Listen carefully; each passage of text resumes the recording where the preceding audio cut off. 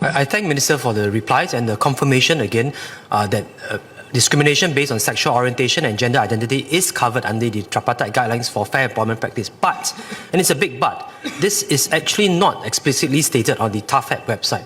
And I think it would mean a lot for the LGBTQ plus community if we can explicitly state on the TAFEP website that discrimination based on SOGI is covered under the tripartite guidelines.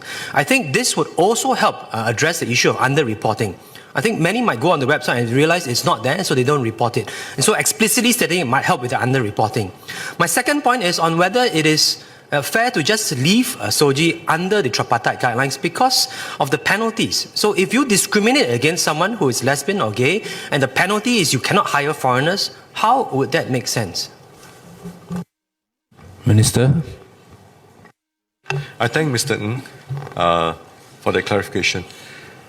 Our sense is that if you list it on a website, it may actually have a counter effect that every single attribute has to be listed. If you don't list it, it means that it's not covered. I think by the way we have approached it, we have given enough reassurance. Now, to the point of how we want to build that part, build up the sorry, I missed, what was the second question that you raised? I think thus far, thank you for reminding that. I guess a long day. On your point about whether the penalties, because of the fact that it's under TAFEP and the TGFEP, whether it's sufficient. Thus far, our experience is that when TAFEP calls up the company, they rarely dare not to comply, you know. If the Honourable Member, Mr. Lewis, knows of any company, after being called up by TAFEP, still sort of ignores TAFEP's guidance, I would be very interested to know the company. Thank you.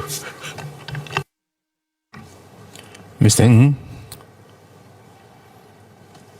I'm not giving a name of the company now, but I thought again that the problem now is we do list certain characteristics on the TAFEP website.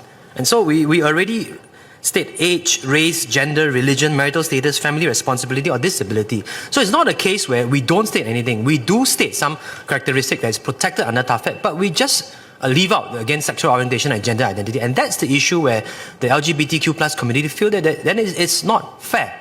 The tripartite guidelines on fair employment practice just sort of leaves them out. And I think to be inclusive, you already list some. It is fair enough that we should list this additional 2 characteristics. Thank you.